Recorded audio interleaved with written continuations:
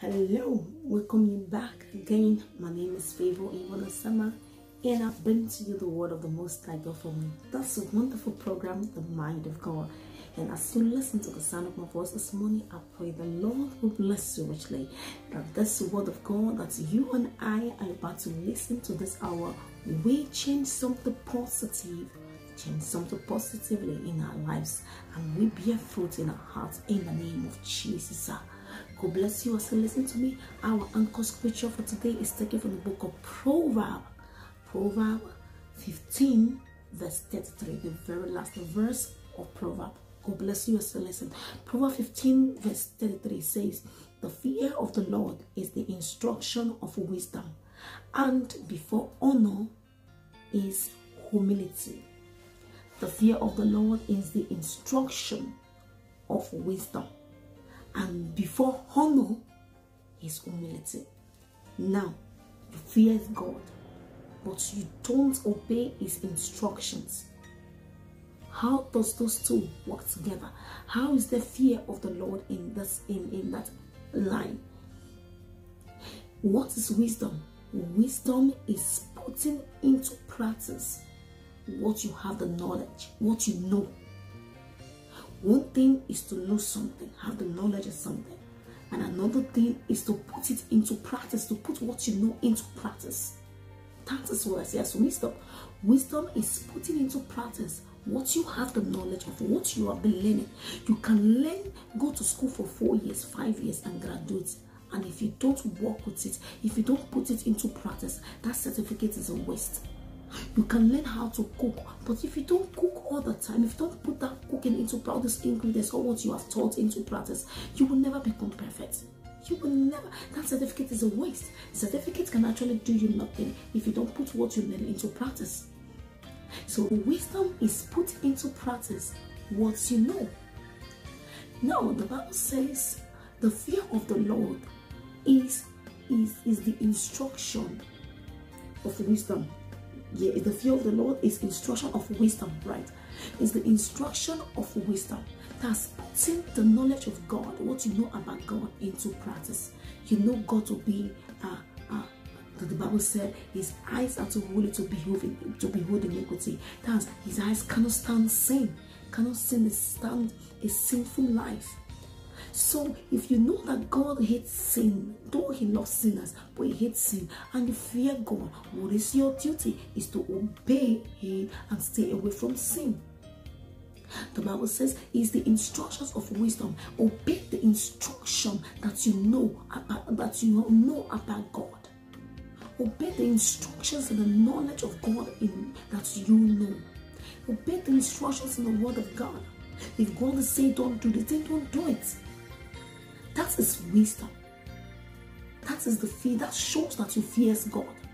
You don't beat your wife. You don't insult your husband. You are submissive to your husband. It is not because you cannot be rude if you want to, but because you want to obey the word of God, the instructions of the word of God. I said the woman be submissive to your husband, and that is why you are submissive.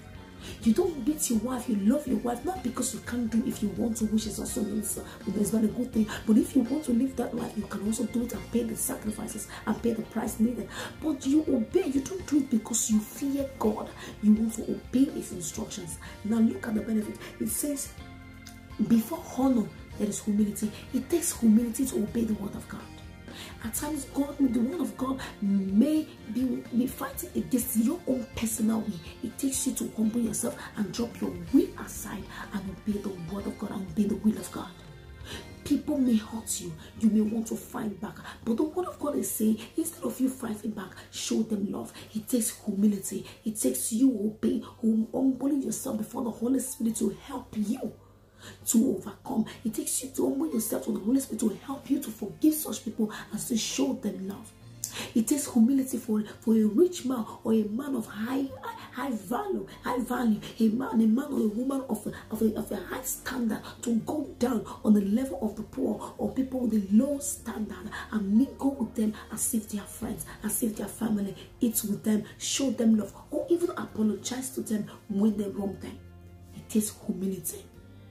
There are things that you can't do without the help of the Holy Spirit. And it takes you to humble yourself for the Holy Spirit to help you. The Bible said, God lift up the humble and bring down the pride. That is why I say, before honor, there is humility. You must humble yourself before you can be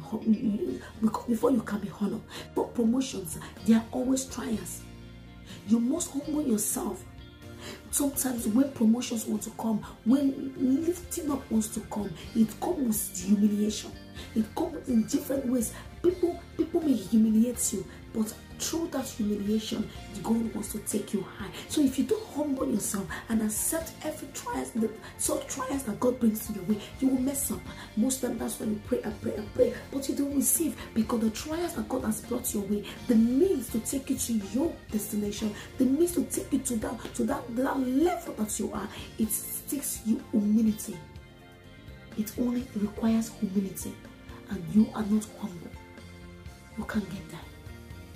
It takes humility to get honor, and it takes humility to obey the word of God, to obey the instructions, to put what the knowledge of God into practice. It takes humility, and all this bounds to the fear of God. If you fear God, you need to humble yourself and obey instructions.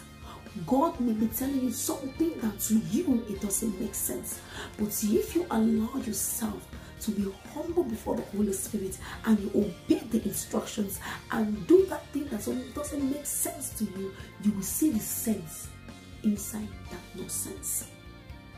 You will see the sense later in that nonsense that God is telling you to do, because to you it doesn't make sense. God asks you to do some certain things that doesn't make sense to you, but God knows why He's asking you to do it. It makes a lot of sense to God because you don't know. But the thing is, if you obey yourself and just do it, you will see the sense inside that nonsense. But that's after you have humbled yourself and do it. That's the only way you can see the reason why God is asking you to do what He's asking you to do. That doesn't make sense and just require humility. Humility. Maybe where you are today, you are supposed to have left where you are today. It's all because just all you need is just to humble yourself and do what God asks you to do, and you see yourself in another level. If you claim to fear God, you need to obey His instructions, obey His word, put what you know about God into practice. God is the God of that works with faith. The Bible said no man can please God except through faith. If you don't have faith, you can't please God. Then put your faith in action. Make your faith come alive. Put it into practice, and you will see God at work in your life. You know God is a God of power. He can destroy, He make it alive, and He kills. Then you put what you know about God into practice. Walk with Him, and God will put your life in order. If you fear God, obey His instructions. Put what you know about God into practice. Humble yourself. It only takes humility. Humble yourself. If you're struggling with humility, ask the Holy Spirit to help you. You humble yourself, and the Holy Spirit will help you to obey God's instructions, to demonstrate your fear and your love for God. It's all for your own benefit. If you obey God, if you walk with His instructions, it is going to favor you. God cannot change.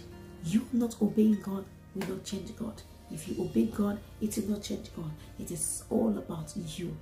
Whatever you're doing, you think you're doing for God, your humility, it is for your own God. It is you that will benefit from it, because nothing can change God. He is already God.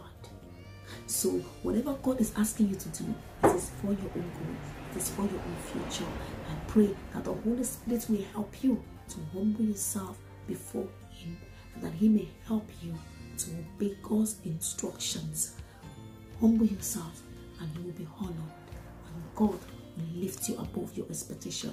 Remember, God loves you. Jesus is coming back again. He's coming for those that are ready, not just those that are prepared. Be prepared. God bless you, and I love you with the love of Christ. Bye.